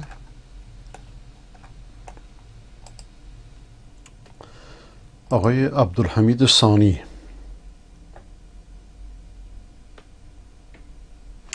علامه برقعی: کدوم عالم راست میگوید؟ زمان حدود 6 دقیقه. اهل کتابن یهود و نصارا اونهایی که دکاندار نیستن، اونی که میخواد پیشوا باشه برای یهود و نصارا محرم حاضر نیست خرش اعتماد کنه یا پسما بشه، حاضر نیست. هیچ کس حاضر نیست پیشوای نداره یا پسما بشه. اونایی که دین دکانشون امضایه چه کشنیشش، چه علامه، چه عالمش، چه هرکه، چه مرشدش، هر کسی که از دین نون میخوره اونو بریم. پس دنبال کی بریم؟ دنبال اونی که دین را دکان قرار نداده، برای پول حق نمیده، برای خدا میده. من بخواد بریم چی؟ اون از اون بگو، اون راست اون نیست، اون راست خدا میگه اهل کتاب هم اینطور. مسلمان اهل کتاب در یا سیدی یفرحون بما انزل الیهم، از این آیاتی که بهتون نازل میشه خوشحال میشه، میگه محمد هستش. اگه محمد اهل کتاب گفتم برین مسلمان بخون، روزیزگان بخون، چه ندارن اهل کتاب تصدیق شده که محمد درست اونهایی که دکان دارن نه نمیگم از خودی خراب میشه. اگر بگه بابا جان درست میگن باید بکنه خود میذارید سخت نکنه. یکی زمانی از زمان امام بیره و من الاحزاب و احزاب که هستن من از احزاب یهود نصارا این آقا اون آقا این هستن این شیعه ها حنفی ها حنبلی ها نمیدونم چی ادرا اینها من الاحزاب من یونسه و بعده من که احزاب من هید درست کردن دکان درست کردن من یونسه و بعده نمونده نیستن که بیان اقرار کنن. خواهد پیامبر چه کار کنن اینا به نگاه قبول نمی کنن. قول اینما امرت ان اعبد الله بگو به همشون که من فقط معمول خدا رو عبادت کنم من قبول بکنیم قول انما امرت ان اعبد الله و لا اشرک به، من معمولم فقط خدا رو عبادت کنم به شریکی برای درست نکنم، نه خودم شریکم نه اولادم نه هیچ کس شریک خدا نیست تا هیچ صفت نیست. ولا اشرک به الیه ادعو، من دعوت میکنم نه به خودم، هم میگم الیه بیاد بیاد نه به فرزنده نه به خودم. هیچ پیغمبری دعوت به خود نکرده، همه گفتن ادعو الی دعوت من به خدا نه به خودم. نگفتم بیاید اگه مریضی من رو بخوام، گفتم الله رو بخوام. نگفتم اگه فقیری من رو بخوام، نه الله رو بخوام. الیه ادعو، به سوی او دعوت میکنم نه به سوی خودم. دوباره قبول کن من که گمان نکردم. ای محمد بگو من دکان ندارم و مردم رو به خودم دعوت نمی کنم بلکه دعوت میکنم به خدا.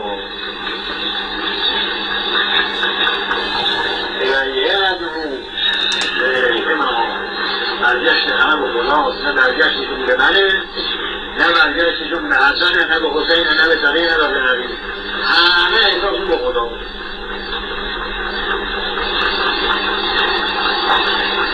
این حساب با هم الله علیه رسول، حساب نیست بگه به خدا. اون کسی که حساب در اعمال بندگانش نیست محکمه مخواد برسومت فقط خدا و امروی امیدن لله فرماد که الیه ما بکذالک انزلناه حکما عربیا. خدای رو بروریم آنها ما و ملت ما را از عمل کنندگان و از آگاهان به این کتاب قرآن آشنا بشید. قرآن در این مملکت غریبه. اگر یک کشیشی بیاد توراتی رو به ملت ما میدن از ملت ایران تورات رو انجیل رو برای شما آوردن فارسی کردن آوردن بخوانید نام هدایت بخوانید عمل کنید به سعادت برسید بعدم اعلام کنه که نه من خودم نمیخوانم ای بسیار انجیل رو برده دیگه مردم شما بخونید بفهمید عمل کنید ولی من که شکم نمیکنم حال این سادم نمیشه برای من بگه تا من بگم اگر یه کشیش این حرف رو میزن همه بهش بخندیدن میره مردم میدادن بخنده اصلاش میگردن اینو کشیشیه آمده میگه این مردم کتابش رو انجیل رو بکنید عمل کنید به سعادت میرسید ولی من خودم نمیفهمم این مسئله ما این مسئله که من مسئله هم پیشگویان میگه قرآن هیچ کس نمیکنه جز امام ما هم جالا نیست ما علی علیه السلام و جنده کن بیار اصلا قرآن بگیر دیگه نمیام تشکر کنیم هیچی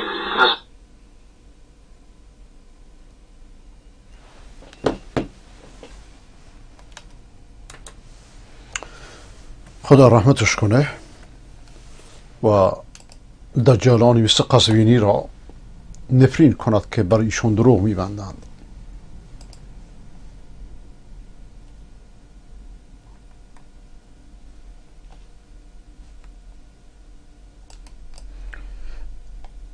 آقای ابو مهدی امروز جمعه زاهدان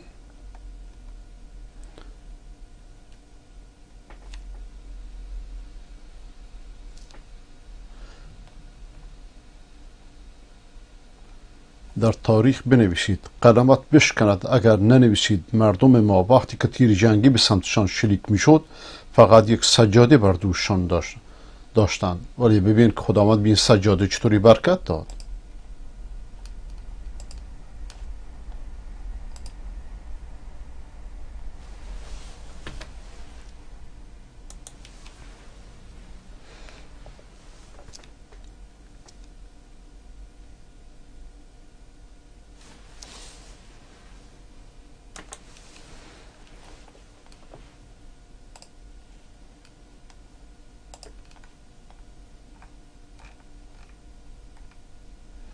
امروز جمعه زاهدان سیاه و سفید برادرند تشنه خون رهبرند. به به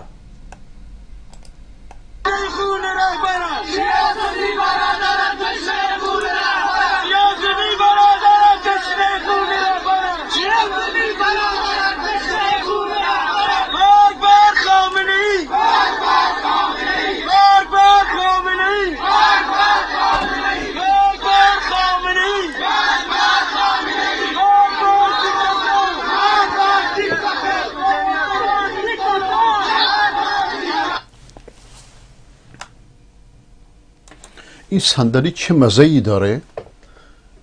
فحش‌های رکیک که به این آخونده که روزخان دهندریده و کذاب و دجال داده شده در تاریخ ایران از کارتیر ساسانیان گرفته تا خمینی به هیچ کسی اینقدر فحش داده نشده. هنوز هم چسبیده به قدرت.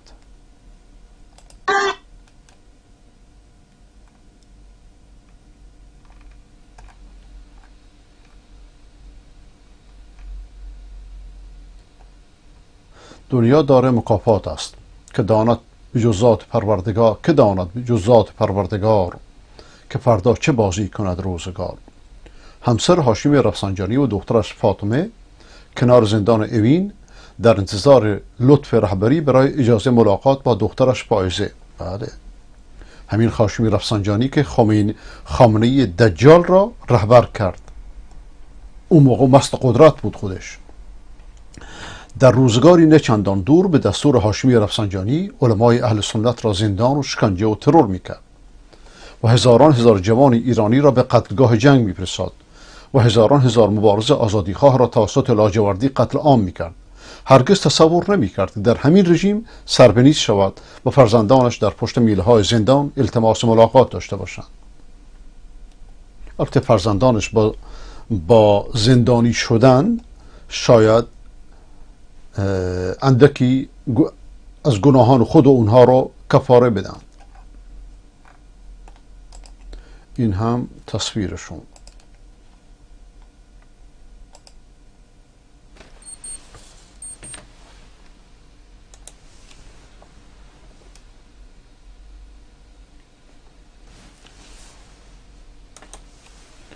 ای کشته کرا کشتی تا کشته شدی زار، از مکافات عمل غافل مشو.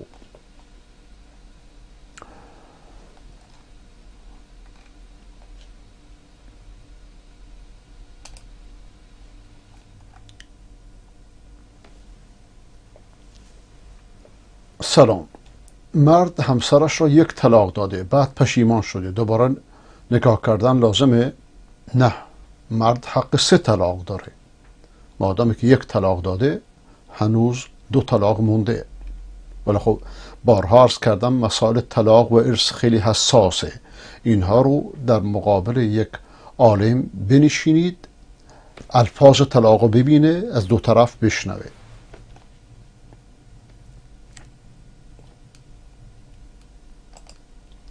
دعای بسیار زیبای مولانا گرگیج. خدایا ما رو به دست دیگران نده. خدایا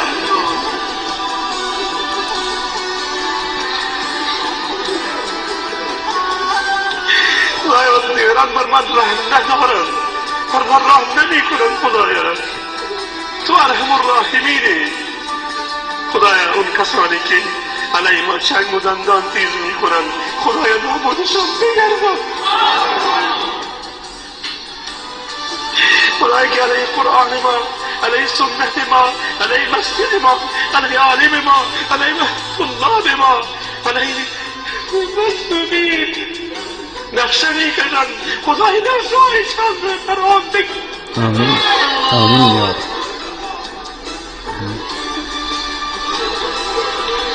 خدای نقشه هایشان را نابود بگردان، خودشان را به جهنم بگردان. یا الله. آمین. آمین یا رب. همه چیز را علیه ما استفاده می کنند. خدا این چیزها را بر خودشان استفاده می کنند. آمین. خودشان. آمین یا رب. خدای ما عاجز است، ما ضعیفیم، ما ناتوانیم، ما قدرت نداریم. تو چه قدرت داری رب العالمین؟ تو خودت گفته ای الم تر کیف فعل ربک بعاد ارم ذات العماد و فرعون ذی الاوتاد و ثمود الذین جابوا الصخر بالواد الذین طغوا فی البلاد فاکثروا فیها الفساد. امروز خدای طغوا فی البلاد شدند، طغوا فی البلاد فاکثروا فیها الفساد. خدا همونطوری بر سر اونا صب علیهم ربک صوت عذاب. خدایا همون صوت عذاب را، همون شلاق عذاب را بر بدن اون کسانی که علیه امت اسلام ظلم میکنند خدایا بنواز اون را. آمین. آمین. خدایا اونها که علیه امت اسلام، علیه مسلمین ظلم میکنند خدایا مانند فرعون، مانند عاد و ثمود، مانند دیگران خدای نابودشان بگردان. آمین. آمین یا رب.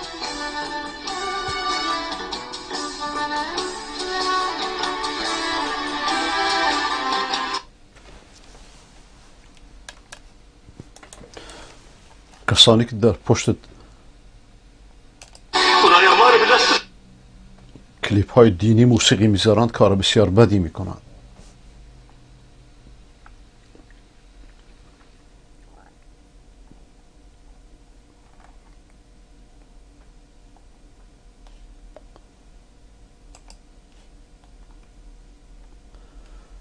فراخوان شیرزن بلوچ برای قیام روز جمعه 20 آبان ماه، این که گذشته وقتش و ولی خب یک کمی گوش کنه ببین چیه. جمعه 20 آبان چشمانتون که ملت پشت دارید دیگه وقتی یهش نه که بینید کسی تا گوش بدن چه بوده چه نبوده. یه جمعه سرنوشت ساز بلوچستانی ایده باید اتحاد نشان بدهیم و با هم دیگه یک مشت قوی بهیم که یه ظالمان پیش بداریم. باید یه جمعه انتقام خون شهیدان بگیریم، خون سوختگان بیگناهان بگیریم. یه جمعه همبستگی بلوچستانی یه جمعه یانه شوتی شیخ الاسلام دفاع کنه، شوتی هویتا، شوتی عزتا، شوتی سرزمین دفاع کنه.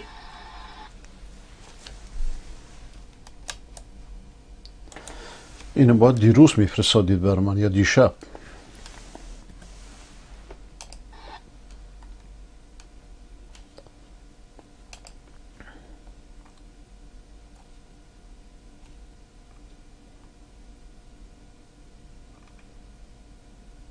اینم اولین شعار بومی بلوچی در زاهدان. بسیجی بغیرت 10,000 انتقیمت، بسیجی بغیرت 10,000 انتقیمت، آتش فشان. یادتون باشه که بنده حدود 30 ساله یا 25 سال علنا در تلویزیون ها میگم که رفتن به بسیج حرامه، در صورتی که بسیاری از اهل علم نزدیکترین نزدیکانشون بسیج کارت بسیج دارن. متاسفانه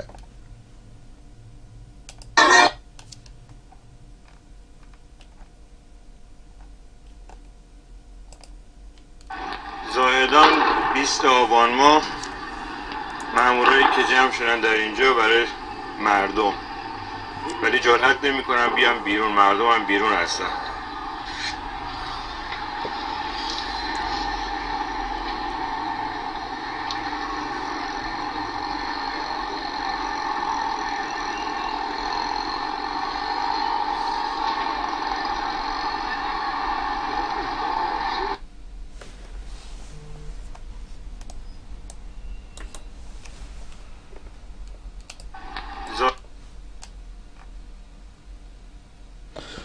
سرود طالبان افغانی برای بلوچ‌های ایران. کاش که رهبران طالبان اندک جرأتی نشون میدادند که برای شاه چراغی که دولت خودش اون ایجاد کرده تسلیت میفرستادن، بر برادران مسلمانشون همدردی کنن، همچون که ما با اونا همدردی کردیم. این عدم همدردی نه به غیرت افغانی جور در میاد و نه به غیرت اسلامی. من تعجبم.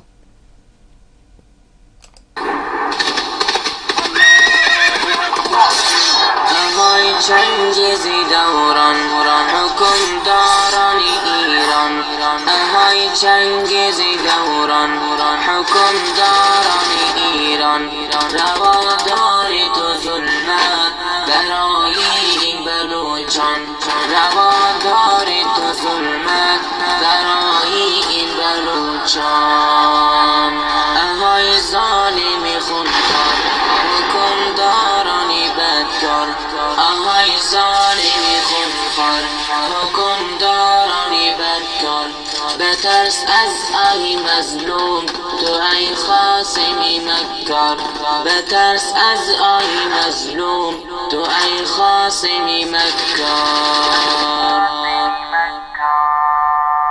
اهای مرد مسلمان به زیر ظلم ایران، اهای مرد مسلمان به زیر ظلم ایران، شهید گردیدی جمعه بخون افتید بلوچان، شهید گردیدی جمعه بخون افتید بلوچان، اهای چنگیزی دوران حکمداران ایران، اهای چنگیزی دوران حکمداران ایران، رواداری تو ظلمت برای این بلوچان، رواداری تو ظلمت برای این بلوچان، اهای مرد مجاهد چرا نشستی ساکت، اهای مرد مجاهد چرا نشستی ساکت، بگیر سنا به دستت بزدی کفر زندق، بگیر سنا به دستت بزدی کفر زندق، بلوچستان ایران به زیر ظلم دوران، بلوچستان ایران به زیر ظلم های دوران به خاک و خون تپیدن ببین جسم جوانان به خاک و خون تپیدن ببین جسم جوانان اهای عمر کجایی عدالت را نمایی اهای عمر کجایی عدالت را نمایی مسلمانان بشد خار کجایی کجایی مسلمانان بشد خار کجایی کجایی اهای خدای رحمان ببین حال بلوچان اهای خدای رحمان ببین حال بلوچان بکن رحمی به ایشان خدایا ای خدا جان بکن رحمی به ایشان خدایا ای خدایا اهای چنگیزی دوران حکم داران ایران اهای چنگیزی دوران حکم داران ایران روا داری تو ظلمت برای این بلوچان روا داری تو ظلمت برای این بلوچان بگیر تابش قلم را نویس اشعاری غم را بگیر تابش قلم را نویس اشعاری غم را کی ثبتش کن به تاریخ شهیدی محترم را کی ثبتش کن به تاریخ شهیدی محترم را اهای خوشخوان و زیبا تو سیف الحق آقا اهای خوشخوان و زیبا تو سیف الحق آقا زی دردی این بلوچان چو تحریر کن به دنیا زی دردی این بلوچان چو تحریر کن به دنیا اهای چنگیزی دوران حکم داران ایران اهای چنگیزی دوران حکم داران ایران روا داری تو ظلمت برای این بلوچان روا داری تو ظلمت برای این بلوچان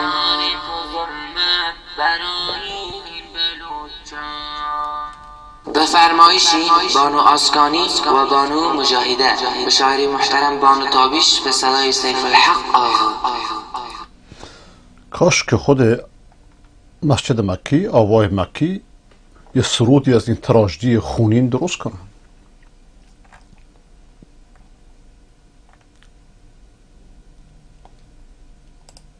آقای عبدالحمید اسماعیلزئی اینو قبلا جواب شد دادم آدم نشناخته معلومی است که هست.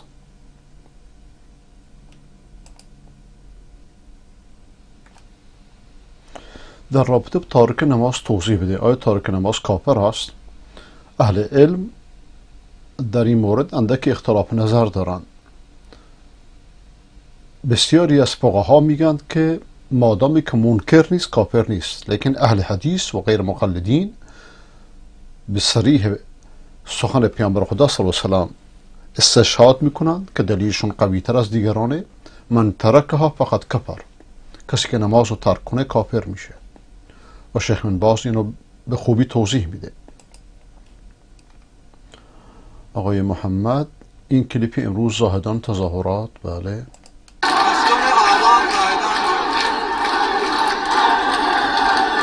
این گذاشتن بود.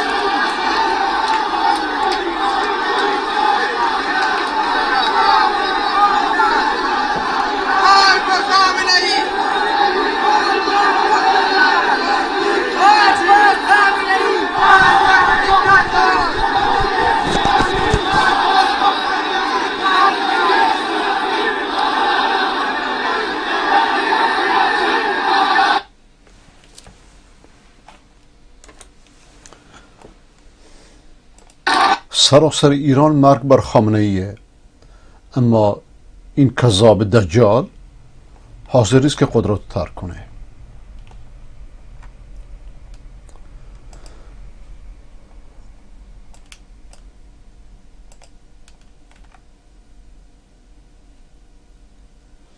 رصد بلوچستان همبستگی میلیونی بلوچستان آزادخانه پیشین شهرستان راسک به پا خواستند. شهر مرزی پیشین به همبستگی میلیونی بلوچستان پیوستند. آفرین برشون. خداوند مولانا عبدالله روانبود را که حضرت مولانا عبدالعزیز ایشونو سعدی بلوچستان مینامید رحمت کند و به فرزندانش برکت دهد.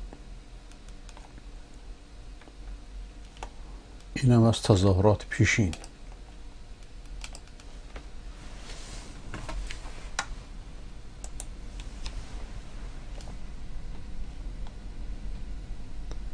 صدا نداشت، نمیدونم چرا.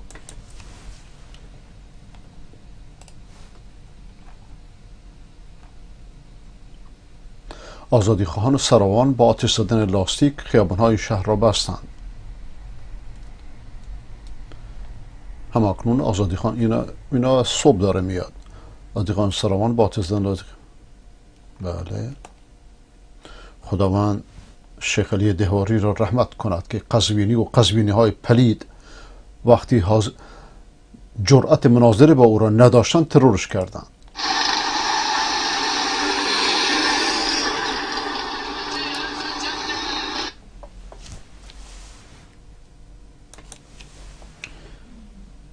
تا بدانید که حق گرفتنی است، دادنی نیست.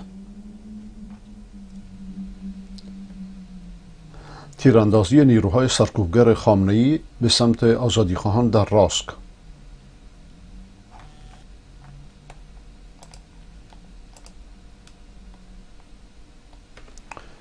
این دست یکی از کسانی است که تیر خورده.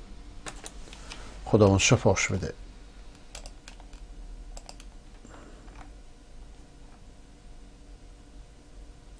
همبستگی میلیونی بلوچستان آزادیخواهان و زاهدان خیابانها را تسخیر کردند. حکومت خامنه‌ای خوب بداند که ملت بلوچ هرگز اجازه نخواهد داد که خون شهدای زاهدان و خاش پایمال شود. انشاءالله.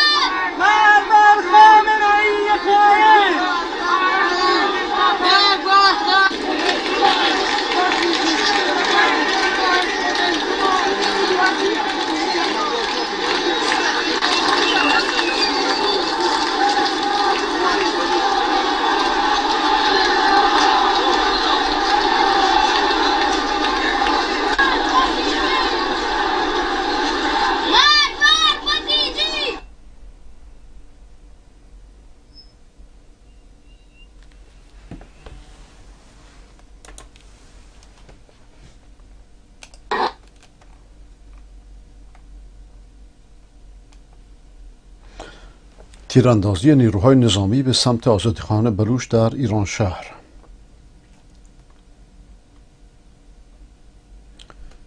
اعتراضات مسالمت آمیز را به خشونت کشیدند.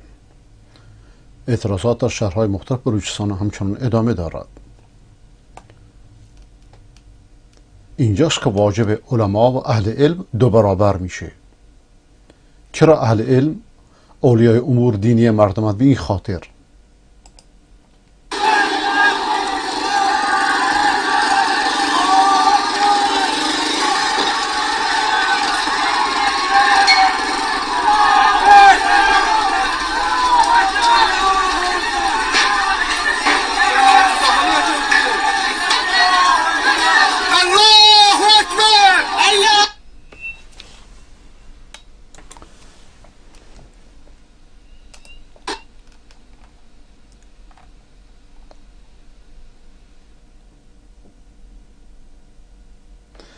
آزادیخواهان بلوچ در راسک با شعار تجاوز، خیان، جنایت، مرگ به این ولایت خیابان راسک در تسخیر خود در آوردند.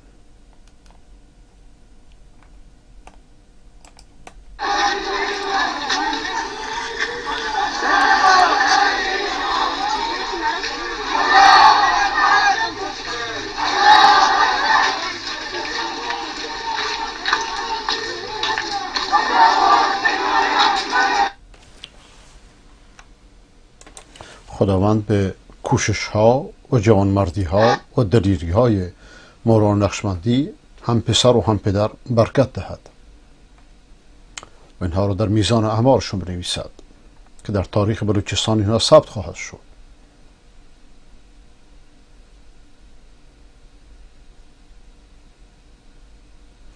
آزادیخواهان بلوچ در زاهدان در خیابانها حضور دارند و اعتراضات به مناطق مختلف شهر کشیده شده است.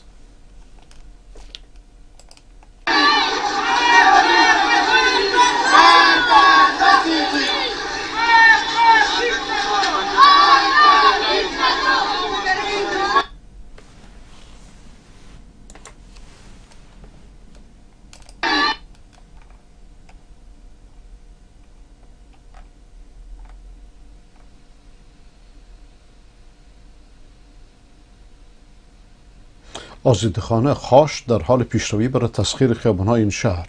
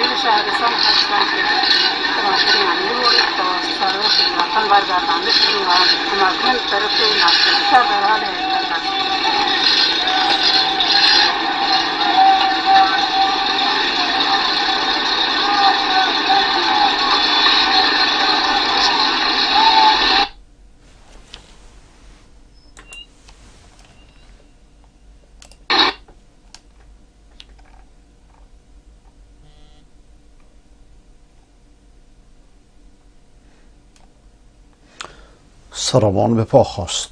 همکنون آزادیخواهان سراوان و شعار مرگ بر بسیجی به همبستگی میلیونی بلوچستان پیوستند. اینا همش از صبح